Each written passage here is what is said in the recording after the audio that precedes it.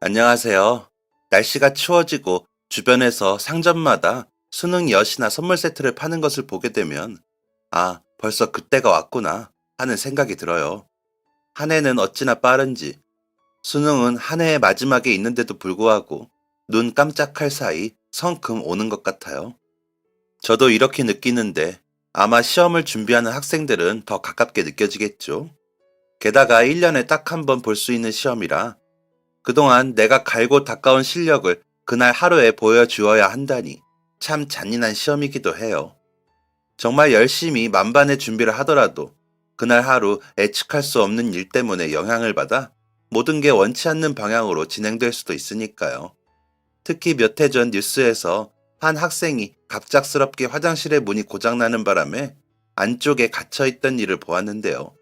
그 시간 동안 그 안에서 얼마나 무섭고 두려웠을까 싶더라고요.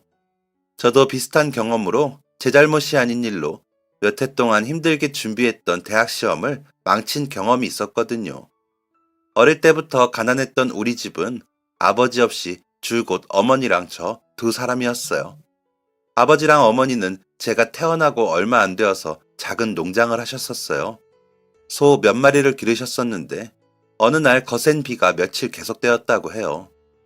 그렇게 비가 그친 후 안심하던 차에 집 뒤쪽에 있던 산 쪽에서 그동안 내린 폭우에 집안이 약해졌던 흙이 무너져 내려왔죠. 하필이면 가까이에 있던 우리 집으로 바위와 흙구덩이가 떨어져 내리면서 급하게 소를 대피시키겠다며 축사에 갔던 아버지는 그만 그곳에서 참변을 당하셨어요. 그 바람에 소들도 다 잃게 되고 축사도 집도 잃게 되었죠. 어머니는 그 광경을 보고 너무 큰 충격을 받으셨고, 이후 절대 저를 그런 곳에서 키울 수 없다며 있는 돈 없는 돈을 다 끌어모아서 도시로 이사를 하셨어요. 시골에서만 사시다가 무리해서 상경한 탓에 당장 먹고 살 거리도 없었어요. 딱히 큰 재주랄 것도 없었다며 일할 수 있고 돈 주는 곳이면 그냥 갔었다고 말씀하시고는 했어요. 처음에는 집을 구할 돈도 없어서 직원용 기숙사를 제공해주는 병원에서 근무하셨어요. 처음에는 직원만 근무할 수 있다는 곳에 간절히 부탁을 해서 겨우겨우 좁은 방 한 칸에 저를 눕힐 수 있으셨어요. 병원에서 청소하고 식판을 정리하고 빨랫감을 처리하는 일과 같은 잡무를 하셨었는데 그런 어머니의 수고로움을 알아서인지 2살밖에 안 된 어린아이가 방에서 혼자 조용히 잘 있었다고 하더라고요. 어머니는 그때의 저를 떠올리면 아직도 미안하고 안쓰럽다고 이야기하곤 하세요. 그렇게 아들 하나 잘 키워보겠다고 악착같이 일을 하셔서 몇 해 지나 겨우겨우 방 한 칸 구할 보증금도 마련하실 수 있었죠. 어린 저를 어두침침한 방에 중고로 얻어온 장난감을 몇 개 쥐어주고는 매일 열심히 일하시며 돈을 버셨어요. 그렇게 풍족하진 않았지만 제가 초등학교를 졸업할 무렵에는 그래도 제 방이 있는 집으로 이사를 할 수 있었어요. 허름하고 퀴퀴한 냄새가 나는 오랜 연립 건물이었지만 아무것도 없이 맨손으로 일구어낸 어머니의 노력이었죠. 어린 저는 할 수 있는 게 별로 없었어요. 그래서 공부만 열심히 했어요. 힘들게 일하시면서 저를 키우는 어머니에게 저까지 짐이 되지 않기 위해서 학교 생활도 성실하게 했고 공부도 열심히 했어요. 그게 제 몫이라고 생각했거든요. 다행히 머리가 나쁜 편은 아니었던 터라 공부는 곧잘 했어요. 학교 수업은 눈에 불을 켜고 따라가고 선배들이나 주변 친구들이 쓰고 남은 공부 자료를 받아서 쓰고는 하며 최선을 다했어요. 제가 열심히 공부해서 좋은 대학에 가고 돈 많이 버는 직업을 가지는 것이 저희 어머니에게 큰 효도라고 생각했거든요. 저는 수능 시절은 아니고 학력고사를 준비했어요. 수능 이전에는 대학에 가기 위해 치르는 시험을 학력고사라고 했었죠. 수능과 마찬가지로 1년에 한 번 치르는 시험이었어요. 그래서 다들 마찬가지로 열심히 준비해야 했죠. 저 역시 오직 좋은 대학에 가겠다는 목표 하나로 코피가 터져가며 공부했어요. 가난한 집안에서 공부 잘하는 학생은 부모님에게 은근한 자랑이었죠. 그 당시 집안 형편으로 학생들을 차별하는 선생님들도 계셨었는데 공부를 잘하는 학생들은 집안이 좋지 않아도 대놓고 무시하지는 못했었어요. 그런 모습을 보면서 저는 더더욱 공부를 잘하고 좋은 대학에 가는 것이 나를 지키기 위한 목표라고 생각했죠. 그렇게 고등학교 내내 피 터지게 달려 드디어 학력고사 날이 되었어요. 시험을 보기 전날 이런 말을 하면 조금 재수없게 들릴지도 모르지만 떨리고 긴장되긴 했어도 그동안 정말 열심히 준비해서 은근히 자신이 있기도 했어요. 그리고 시험날 아침이 되었어요. 그리고 그날 아침 모든 게 다 꼬이기 시작했죠. 전날 너무 걱정 없이 잠을 잔 탓인지 원래 예정보다 조금 늦게 일어나 버렸어요. 그래서 원래라면 시험장까지 걸어갈 예정이었지만 급하게 몇 년 전 이웃에게 받았던 자전거를 타고 출발했어요. 오랫동안 타지 않아서인지 체인이 좀 삐걱거리는 소리가 나는 듯 했지만 그래도 멀지 않은 곳이니 도착하는 데는 문제 없겠지 라는 아니란 생각으로 열심히 페달을 밟았습니다. 제가 너무 열심히 속도를 낸 탓이었을까요? 한참을 시험장을 향해서 달려가고 있는데 약간의 경사진 내리막길에서 자전거가 좀 이상함을 느꼈어요. 경사진 곳이라 속도를 줄이려 하였는데 브레이크가 말을 듣지 않았어요. 그러면서 경사에서 가속이 붙어 더욱 빨라지기 시작했죠. 그런데 하필이면 앞쪽에 한 아주머니께서 검은 봉지를 들고 가셨어요. 어떻게든 자전거를 골목의 옆쪽으로 지나치려 애써 보았지만 앞쪽에는 전봇대가 있어 더 피할 수도 없는 상황이었죠. 넓지 않은 골목길이라 아주머니께서 전봇대 쪽으로 몸을 피해 주셔야만 제가 무사히 지나갈 수 있었어요. 그래서 뒤쪽에서 열심히 자전거에 알림벨을 올려보았지만 아주머니께서는 전혀 피할 기미가 보이지 않았죠. 아주머니, 비키세요. 비켜주세요. 브레이크가 고장났어요, 아주머니. 저는 상황을 알리며 다급하게 외쳐보았지만 아주머니께서는 미동도 없이 계속 앞을 보며 걸어가셨어요. 그리고 결국 저희 사이의 거리가 가까워지면서 저는 사람을 칠 수는 없었기에 제 고장이 난 자전거를 일부러 핸들을 꺾으며 넘어뜨렸어요. 최대한 애를 써보았지만 그래도 넘어지면서도 미끄러지는 가속을 이기지 못하고 앞에 가던 아주머니의 다리 뒤쪽을 치면서 같이 넘어지게 되었죠. 자전거는 혼자서 미끄러져 날아가 전봇대에 박혀 있었고 저와 아주머니는 길바닥에 쓰러져 있었어요. 아주머니, 괜찮으세요? 아야. 저는 황급히 일어나 아주머니를 부축하러 가보려 했지만 넘어지면서 팔과 다리가 금이 가거나 부러졌는지 너무 아파서 움직일 수가 없었어요. 앞쪽으로 넘어진 아주머니는 입고 있던 면바지가 찢어지고 무릎이 쓸려 피가 나고 있었어요. 들고 있던 봉투에서 알이 큼직한 사과들이 대굴대굴 굴러 길 아래쪽으로 내려가고 있었죠. 아주머니는 절뚝이는 다리와 피가 나는 팔꿈치와 손바닥으로 다급하게 굴러가는 사과를 붙잡으려고 애쓰셨지만 많이 다치셨는지 일어나지 못하고 계속 다시 넘어지셨어요. 일어나 도와드리고 싶지만 몸이 움직이지 않았는데 다행히 지나가던 행인분이 저희를 발견하였어요. 그렇게 저희는 구급차에 실려 근처 병원으로 옮겨졌어요. 입원 후 응급치료를 받으면서 다리와 팔이 부어있는 모습을 보고 급하게 엑스레이 촬영이 필요하다고 하더라고요. 그러는 사이 근처 식당에서 일하시던 어머니께서 앞치마도 벗지 않고는 병원으로 뛰어오셨어요. 검사를 진행한 결과 다행히 팔이 부러져 깁스를 해야 했지만 다리는 뼈에 실금이 간 정도라고 하더라고요. 안정을 취하면서 뼈가 붓기를 기다리면 된다고 일주일 정도 입원을 해야 한다고 했어요. 지금 몇 시죠? 검사를 진행하다 저는 번뜩 시험 생각이나 물었어요. 지금 낮 12시 반이에요. 간호사 선생님의 대답에 머리가 아득해졌어요. 벌써 시험 시간이 지나도 한참 지나 있었죠. 지금 와서 다시 시험장을 갈 수도 없고 간다고 해도 이미 늦어서 입실조차 되지 않은 시간이었죠. 참담했어요. 뭐라고 표현해야 할지 알 수 없었어요. 평생이라고 하면 좀 오버겠지만 아주 오랫동안 이날만을 위해 지난 시간을 달려왔는데 어디서부터 잘못되었던 것일까? 이게 무슨 운명의 장난인 걸까? 병원의 침대 위에 누워있는데 저도 모르게 눈물이 주르륵 흘렀어요. 아침에 일찍 일어나지 못했던 게 너무 큰 잘못이었을까요? 아니면 오래된 자전거를 들여다보지 않고 방치했던 게 잘못이었을까요? 어쩌면 아주머니를 더 잘 피해서 골목을 통과하는 방법이 있었을까요? 그 아주머니는 대체 왜 길을 피해주지 않으신 걸까요? 대체 왜? 가장 큰 잘못은 아침에 일찍 일어나지 못한 저 자신이었어요. 하지만 그래도 길을 피해주지 않으신 그분이 미워지기도 했죠. 저는 끝도 없이 돌이키지 못할 일들을 회상하고 목적이 없는 상대를 원망하며 울고 있었어요. 그때 어머니께서 환자복을 입은 어머니 또래의 여성분과 들어오셨어요. 그분은 고개를 떨구시고는 저에게 오시면서 어눌한 발음의 말투로 연신 죄송하다를 이야기하셨죠. 그러더니 저에게 종이를 내미셨어요. 죄송합니다. 저는 귀가 들리지 않습니다. 그래서 자전거가 오는 것을 몰랐습니다. 죄송합니다. 아, 그때 저는 머리를 한 대 크게 얻어맞은 것 같았어요. 귀가 들리지 않아서 피할 수 없으셨던 거구나. 저는 그것도 모르고 섣부르게 그분을 원망하고 있었죠. 사실 시험에 자신이 있다는 이유로 너무 안일하게 마음먹고 늦잠을 자버린 건 저였는데 말이에요.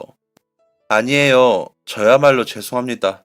아니, 저는 황급히 사과하려다가 소리를 들을 수 없으시다는 것을 다시 인지하고 어떻게 사과를 드려야 하나 허둥지둥 손사래를 치며 급하게 종이를 찾았어요.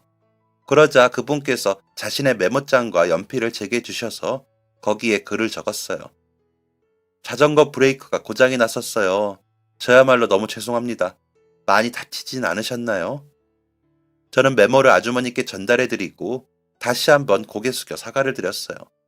그러자 아주머니께서 다시 메모를 적어서 제게 보여주셨어요. 저는 괜찮아요. 학생이 많이 다쳤다고 들었어요. 오늘 학력고사인데 저 때문에 시험을 못 봤다고 하는데 정말 미안해요. 보청기를 쓰면 큰 소리는 들을 수 있어요. 그런데 집 근처라는 생각에 깜빡하고 그냥 나왔어요. 오늘은 제가 부주의 했어요. 어떻게든 이 일은 보상할게요. 1년에 한 번뿐인 시험인데 저 때문에 못 보게 되어서 정말 미안합니다. 아주머니는 어머니께도 자신이 어떻게든 보상을 하겠다고 돈이 마련될 때까지 조금만 기다려달라고 하시더라고요. 저 어머니는 저희가 잘못한 부분이 크기 때문에 보상은 받을 수 없다고 아주머니를 극구 말렸어요. 하지만 그분은 이렇게라도 하지 않으면 열심히 준비한 제 시험을 망친 것에 죄책감이 든다며 제발 받아달라고 했죠. 저희는 끝끝내 거절했고 그렇게 아주머니는 먼저 퇴원하게 되어 미안하다는 메모를 전하시며 마지막 인사를 나누었어요. 며칠 후 저 역시 병원에서 퇴원했고 어머니께서는 괜찮으니 한 해 더 공부를 하고 내년에 시험을 다시 보라고 하셨죠. 원래라면 시험이 끝나고 나서 바로 아르바이트를 시작해 등록금에 보태려고 했는데 모든 일정이 꼬여버렸어요.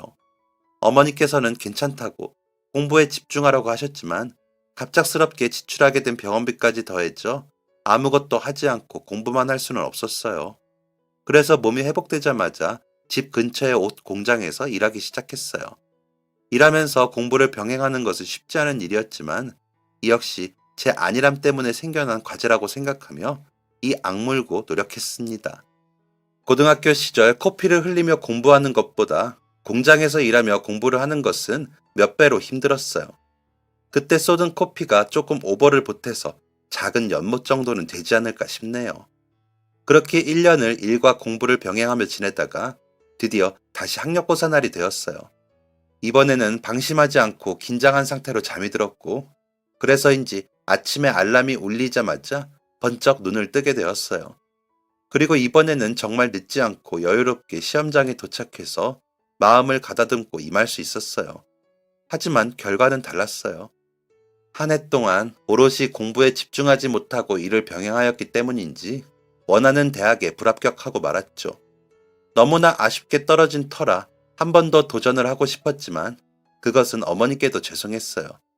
그래서 우선은 미뤄왔던 군대에 입대하였습니다. 시험을 보더라도 군대에 다녀와서 보자는 생각으로 마음도 다잡을 겸 미루지 말고 빠르게 해치우자는 심정으로 입대하였어요. 그리고 군 생활을 하는 동안에도 대학 입학을 위한 공부도 게을리하지 않았죠. 그렇게 전역할 때쯤 충분히 공부했으니 합격은 내 것이구나 싶었어요. 그렇게 전역을 하고 집으로 돌아온 어느 날이었어요. 집에 돌아오니 어머니께서 외출복을 입고 있으시더라고요. 어머니, 어디 가세요? 아이고, 우리 아들 왔구나. 너 오면 갈 곳이 있어서 나갈 준비하고 있었지. 갈 곳이요? 어딘데요? 가보면 알아. 저는 바쁘게 옷을 갈아입고 어머니를 따라 나섰어요. 그리고 저희는 한 반찬 가게 앞에 도착했어요. 어머니, 여기가 어디예요? 반찬 사시려고요? 에이, 반찬은 무슨, 얼른 들어가자. 그러시더니 어머니는 주머니에서 열쇠를 꺼내어서 가게 문을 여시더라고요. 저는 어리둥절한 상태로 어머니를 따라 들어갔어요. 어머니께서 새롭게 일하는 가게이신가? 그렇게 생각하며 주변을 이리저리 둘러보았어요. 작은 가게이지만 잘 손질된 맛있어 보이는 반찬들이 통에 담겨 진열되어 있는 깔끔한 곳이었죠. 새로 일하시는 곳이에요? 저번에 통화했을 때는 일자리 옮겼다는 말씀 없으셨잖아요. 여기 우리 가게야. 네? 이 가게 지금 내가 운영하고 있단다. 이게 다 무슨 소리인가 싶어서 멀뚱거리는 얼굴로 어머니를 쳐다보았어요. 어머니께서는 우선 자리에 앉아 이야기를 나누자며 냉장고에서 오렌지 주스 한 잔을 꺼내어 주시며 의자를 내어주셨어요. 아니, 저희 형편에 갑자기 가게라니. 이게 대체 무슨 상황인가 싶었죠. 가게라니요, 갑자기. 혹시 복권이라도. 그런 건 아니고. 어머니는 제가 군대에 훈련 간 사이 어떤 일이 있었는지를 천천히 설명해 주시기 시작하셨어요. 제가 군입대하고 얼마 후 어머니께서 일하시는 식당으로 그때 저와 사고가 났던 아주머니께서 찾아오셨다고 해요. 아마도 병원에 다급하게 오시느라 입고 오셨던 식당의 앞치마를 보고 찾으셨나 보더라고요. 어쩐 일로 찾아왔는지 물어보자 아주머니께서는 일전에 일어났던 사고에 대해 미안한 마음에 꼭 갚아드리고 싶어서 왔다고 하셨다고 해요. 그래서 됐다고 우리도 잘못한 거니까 받을 수 없다고 말씀드렸지만 그때 사고 때문에 아들이 대학 시험도 못 보고 자기 때문에 꿈도 이루지 못하게 되었다며 이대로 가면 마음이 너무 불편하다고 하셨대요. 그러면서 몇 날 며칠을 식당의 문이 마르고 닳도록 몇 번이나 찾아오고 또 찾아오셨다고 하더라고요. 그렇게 결국 어머니는 아주머니의 황소고집에 못 이겨 두 손 두 발 다 들고 포기하셨다고 해요. 보상이라고 해봤자 그래 얼마나 되겠냐며 병원비 정도 돌려주려는 거겠지 라고 생각하며 알겠다고 보상 받겠다고 하셨더니 아주머니께서 너무 기뻐하시며 다음날 자신과 함께 갈 곳이 있다며 어머니를 모시고 이 가게로 오셨다고 해요. 갑자기 이게 웬 가게냐고 물어봤지. 그랬더니 그동안 자기가 우리 식당을 방문하면서 밥도 몇 번 먹었는데 내가 만든 반찬들이 그렇게 맛이 좋았다고 하더라. 그러면서 아무래도 요리에 소질이 있는 것 같다고 그래서 반찬 가게를 해보면 어떠냐고 하더라고. 사실 그 양반도 넉넉한 형편 같지는 않아서 계속 거절했던 건데 자기가 가게 올 때 반찬이라도 하나씩 챙겨주면 그걸로 된다며 어찌나 박박 우기는지. 참 이렇게 큰 보상은 받을 수 없다고 몇 번을 말해도 이미 가게야까지 걸어놓은 상태다. 무조건 받으셔야 한다. 아니면 여기 빈 가게로 놔두어야 한다. 계속 우기더라고. 그래서 결국은 알았다고 한 거야. 대신 나도 공짜로 받으면 마음이 너무 불편하다고 매주 반찬을 공짜로 드린다고 했지. 아니 그런데 희한하게 한 번을 안 오더라고. 참 그냥 편하게 와서 반찬이라도 팍팍 가져가야 내가 마음이 편할 텐데. 아무튼 너한테 말은 해야 하는데 이걸 어떻게 전해야 하나. 괜히 이것 때문에 마음 쓰진 않을까 싶어서 몇 달 전에 오픈했는데 너 전역할 때까지 알려주려고 기다렸다. 아주머니께서 꽤 여러 군데를 알아보고 가게를 내어주신 건지 생각보다 매출도 잘 나와서 생활비도 예전과 다르게 걱정할 수준이 아니라고 하셨어요. 다만 최근 들어서 무릎이 자꾸 아픈 바람에 가게를 혼자 운영하기가 힘들다고 하시더라고요. 저는 그래서 당분간 앞으로 다시 공부해서 대학을 갈 건지 혹은 다른 방향으로 찾을 건지를 고민하며 어머니의 가게를 도와드리기로 했습니다. 다음 날부터 출근해서 근무하며 어머니가 반찬을 담그실 때 옆에서 재료 손질도 도와드리고 대신 계산이랑 포장도 해드리면서 어머니가 매장을 운영하시는 것을 도와드렸어요. 그리고 가게에는 일주일에 한두 번 정도 찾아오는 제 또래 여자분이 있으셨어요. 하얀 피부에 살짝 파마기가 있는 중단발의 검은 머리가 잘 어울리는 분이었죠.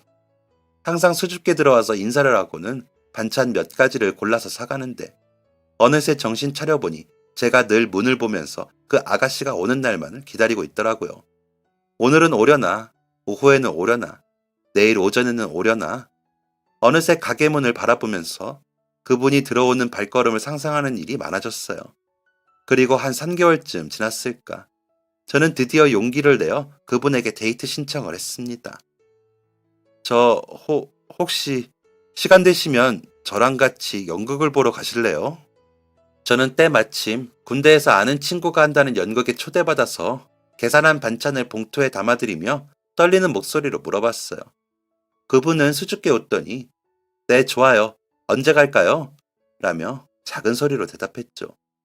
저는 연극 티켓을 보여주었고 저희는 약속 장소와 시간을 정해 드디어 첫 데이트를 하게 되었어요. 저에게는 누군가에게 데이트를 신청한 일이 처음이었기에 지금 생각해도 그 순간은 너무 가슴 떨려요.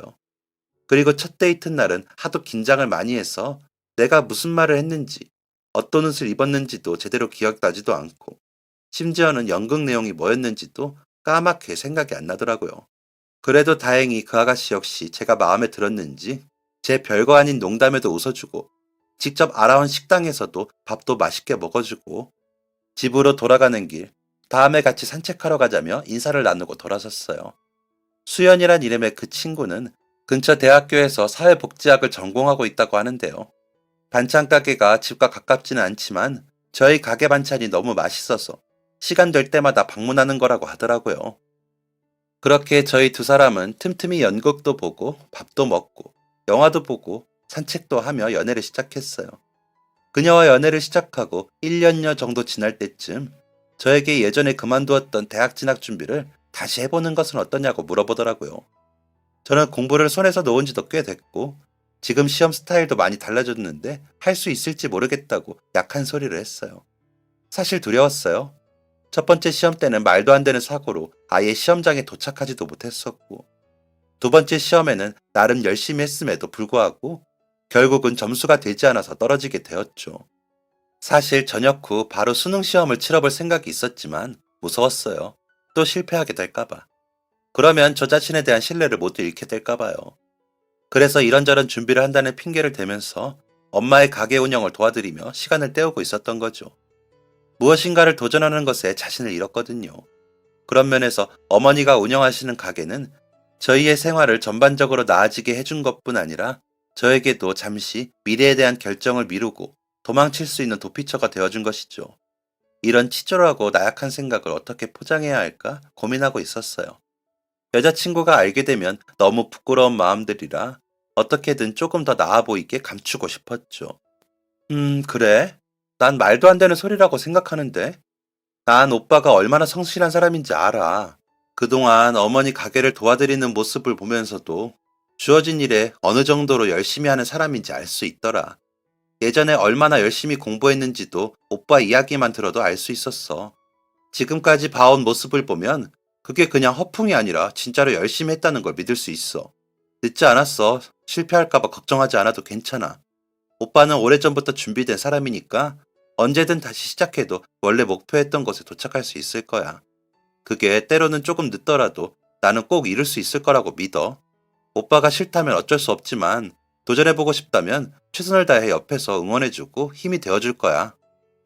그녀의 말은 한동안 잊고 있던 제 열정에 다시 불을 붙이는 것 같았어요. 꽤 큰 울림이었죠.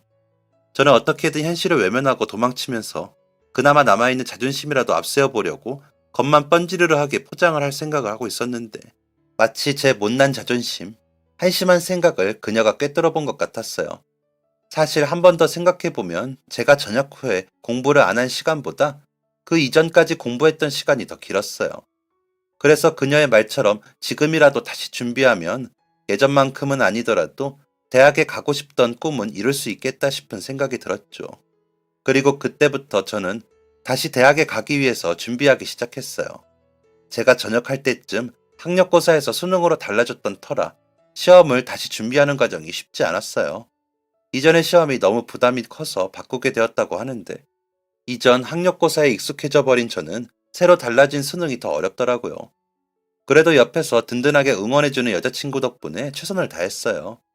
여자친구는 도서관 앞으로 도시락도 싸오고 주변에 다른 지인들이 알려줬다며 잘 나가는 문제집도 알아다주고 쉬는 날이면 데이트하고 놀러가고 싶을 법도 한데 저 공부하는데 방해하기 싫다면서 일부러 자신도 학교에서 공부하기도 하고 저랑 같이 도서관 데이트를 하며 제가 공부하는 것을 옆에서 지켜봐 주기도 했어요. 그러고 보면 그렇게 바다를 좋아했던 친구였는데 그때는 가게 일도 수능 준비도 이것저것 너무 바빠서 제대로 데리고 가지도 못했었네요. 그렇게 1년 반을 준비하고 첫 수능을 본 날, 제가 그토록 오랫동안 바라왔던 기적 같은 일이 일어났어요. 사실 시험을 보면서도 이전과 많이 달라진 환경에 자신이 많이 없었는데 이게 웬걸 생각보다 훨씬 점수가 잘 나왔더라고요. 이 소식을 바로 여자친구에게도 알리고 어머니께도 알렸어요. 어머니께서는 그동안 제 등록금에 쓰려고 모아둔 돈을 아직 손도 안 댔다며 등록금 걱정도 하지 말라며 축하해 주시더라고요. 여자친구는 역시 저라면 해낼 줄 알았다고 제가 자랑스럽다고 말했어요. 그렇게 저는 서울에서 꽤 유명한 대학의 수학과에 진학하게 되었어요. 처음으로 대학교의 문턱을 밟던 날이 아직도 기억나요.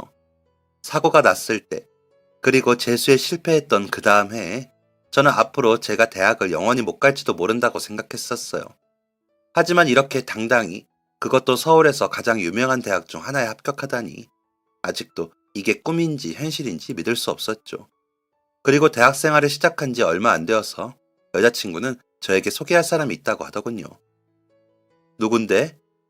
우리 엄마, 오빠가 꼭 만나봐야 할 것 같아.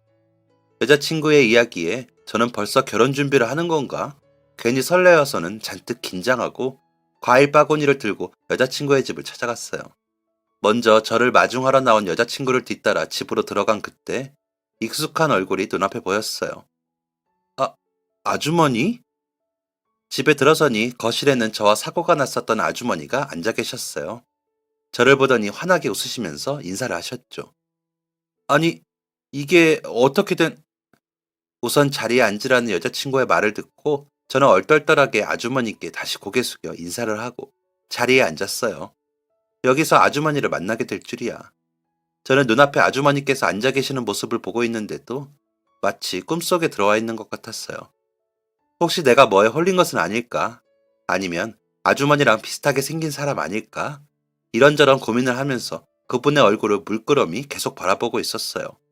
그때 아주머니께서는 주머니에서 메모장을 꺼내시더니 그동안 잘 지냈냐고 물어보시면서 정말 오랜만이라고 적어서 주셨어요. 그 메모를 보고 확신할 수 있었죠. 저는 잘 지냈다고 다시 종이에 적어서 드리면서 그동안 어떻게 지내셨는지, 아픈 곳은 없는지 여쭤보았어요.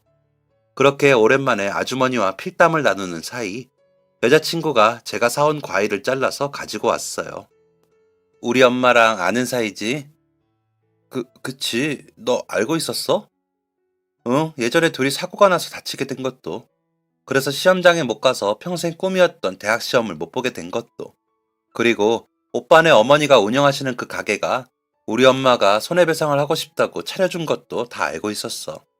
처음에는 오빠가 거기 아들인지 몰랐는데 사장님이 오빠한테 아들이라고 하는 걸 듣고 그때 알았어. 그래서 내가 엄마 딸이라는 걸 이야기할까 말까 고민을 많이 했지. 여자친구는 그동안 있었던 일들을 찬찬히 설명해 주었어요.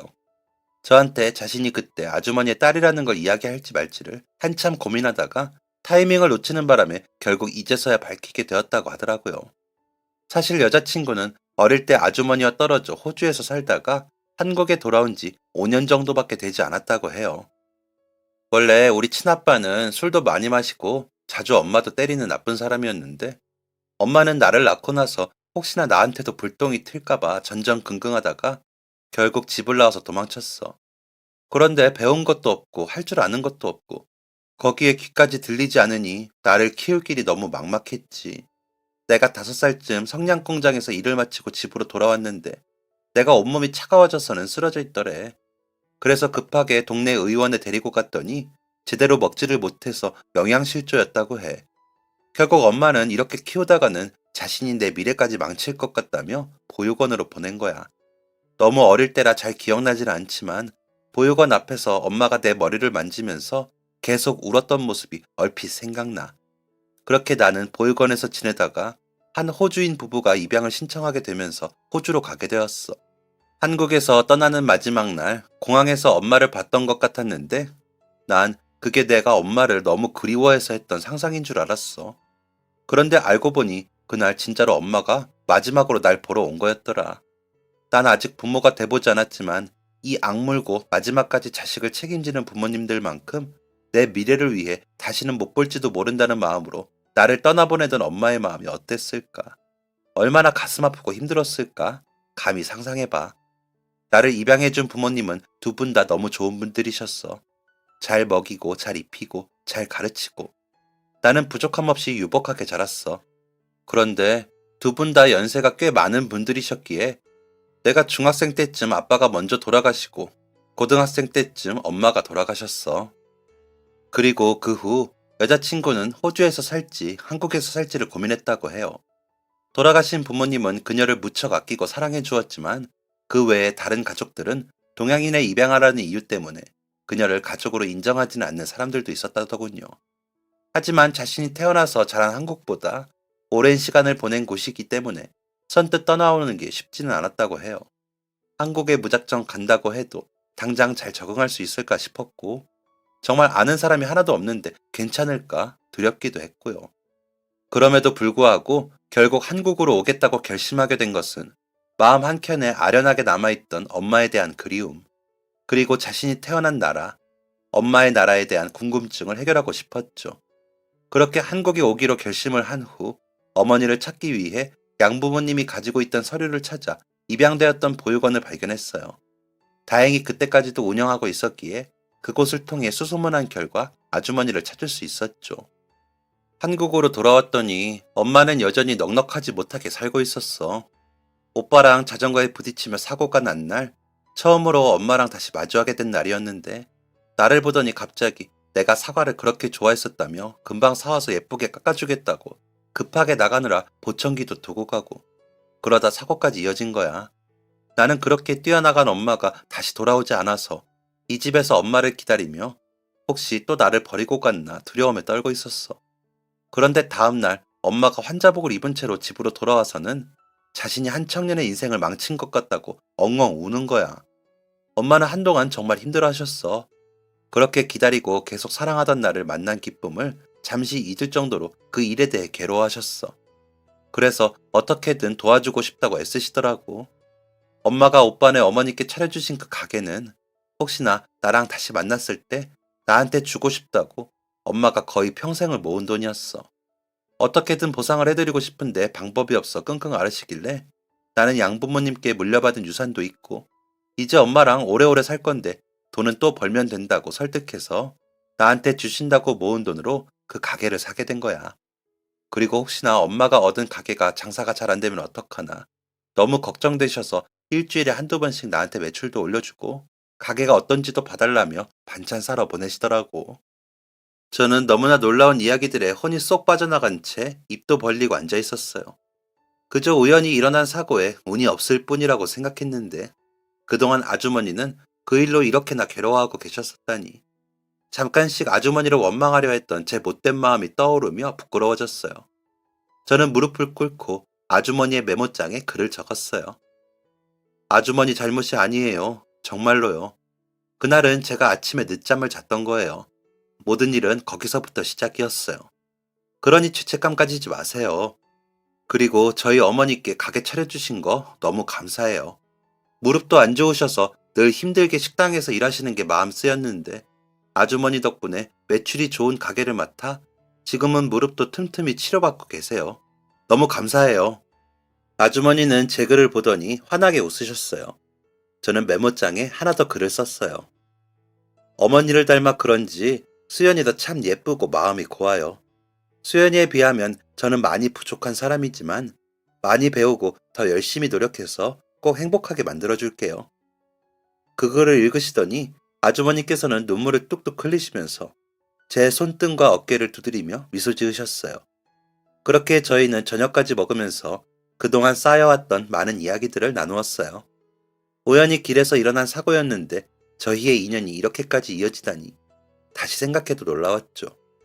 저녁 식사를 마치고 그 집을 나서면서 저는 다시 한번 아주머니께 그동안 무거운 마음으로 지내게 해서 너무 죄송하다고 말씀드렸어요. 그리고 그때는 분명 제 잘못도 컸기 때문에 저한테 해주신 만큼 저도 천천히 갚아 나가겠다고요. 집으로 돌아와 어머니께 오늘 있었던 이야기를 해드렸어요. 어머니께서는 수연이가 아주머니의 딸인 줄 알았으면 반찬값도 안 받았을 텐데 라며 가게를 해준 것도 차마 갚지 못할 은혜인데 지금까지 이렇게 신경 써준 이 마음을 어떻게 다 갚아야 할지 모르겠다고 하시더라고요. 어머니께서 음식 대접이라도 꼭 하고 싶다고 하셔서 저는 수연이와 상의해서 자리를 마련했어요. 그날 오랜만에 만난 두 사람은 서로 뭐하러 그렇게까지 했냐며 부둥켜 안고 울면서 그동안 얼마나 힘들었냐며 서로 위로를 해주시더라고요. 그 모습을 보니 괜히 제 코끝까지 시큰해졌어요. 그 후 저는 어머니 가게를 도와드리며 대학 공부에 박차를 가했고, 교직 이수 수업을 들으면서 졸업 후에는 아이들을 가르치는 쪽으로 계획을 잡았어요. 여자친구는 먼저 대학을 졸업해서 한 복지센터에서 근무를 시작하였고, 저 역시 몇 년 후 졸업하여 임용고시를 준비하였습니다. 남들보다 조금 늦은 느낌도 있었지만 임용이라도 빨리 등용되면 비슷하게 맞출 수 있을 것 같아 임용시험도 열심히 준비했죠. 그리고 드디어 한 중학교에 첫 발령을 받은 날, 저는 여자친구에게 프로포즈했어요. 아무것도 없을 때부터 저를 만나면서 너무 오래 기다린 것은 아닌지, 그동안 예쁘고 어린 날은 저 때문에 고생하면서 보낸 것은 아닌지, 미안한 마음과 함께 앞으로는 행복하게만 해주겠다고 약속했죠. 저희 어머니와 아주머니도 흔쾌히 찬성해 주셨어요. 그렇게 저희는 결혼을 준비하게 되었죠. 저는 아주머니께서 귀가 들리지 않아 혼자 지내시기는 어려울 것 같아 마음이 쓰이더라고요. 그래서 아내와 상의해서 신혼집을 조금 허름해도 방이 4칸인 집으로 구하게 되었어요. 그리고 저희 어머니와 아주머니께 저희와 함께 살자고 제안했죠. 그렇게 저희는 조금 특이한 동거를 하게 되었는데요. 우리 집은 저와 아내, 시어머니와 장모님이 다 함께 살게 되었거든요. 게다가 장모님과의 인연은 오래전 우연히 일어난 사고로 시작되었으니 참 사람의 운명이란 게 신기하고 오묘하다는 생각을 종종 해요. 이제 제가 어머니를 도와드리던 반찬 가게는 장모님과 어머니께서 함께 합심하여 엄마 손맛이라는 게 어떤지 제대로 보여주고 계시더라고요. 가게는 같은 자리에서 꽤 오랫동안 많은 분한테 사랑받으면서 매출도 꾸준히 상승하고 있는데요. 저는 학교에서 아이들에게 수학을 가르치면서 교직 생활을 하고 있고요. 벌써 교직에 몸담은 지도 20여 년 정도가 되었네요. 아내는 본격적으로 수어를 배워보고 싶다면서 몇 년 전부터 배우기 시작하더니 최근에는 수어 통역학과를 다시 진학하고 싶다고 알아보고 있어요. 저희 어머니와 장모님 역시도 예전에 운영하던 가게는 건물이 철거되면서 다른 곳으로 옮기셨지만 여전히 단골 손님들은 굳이 먼 길을 찾아서 가게를 이용하고 계세요. 우리 집은 개구쟁이 아들 녀석이 둘이나 있는 바람에 이제 어머님, 장모님과 한 집에서 살진 않지만 그래도 여전히 같은 동네의 아파트에 서로 다른 동에 살면서 자주 왕래하고 있어요. 특히 저희 어머님은 장모님과 이제는 둘도 없는 절친이 되셔서 저랑 아내보다 두 사람이 더 친해졌죠. 첫 시작은 자전거 사고로 아찔하고 몹시 아픈 기억이었지만 그 인연이 어떻게 하다 보니 이제는 누구보다 든든하고 힘이 되는 가족이 되었네요. 이래서 사람의 일은 알 수 없다는 이야기도 있나 봐요. 이제 그 추억은 가끔 저녁 먹으면서 흘려보내는 소소한 이야기가 되었고 그 사이 저희에게는 또 다른 많은 추억과 기억들이 쌓였습니다. 앞으로도 이렇게 특별한 인연으로 하나가 된 우리 가족은 서로를 아끼고 사랑하고 든든하게 지켜주면서 오래오래 행복하게 살고 싶네요. 감사합니다. 감기 조심하세요. 지금까지 사연 들어주셔서 감사합니다. 사연이 재밌으셨다면 구독과 좋아요를 눌러주세요. 감사합니다. 안녕히 계세요.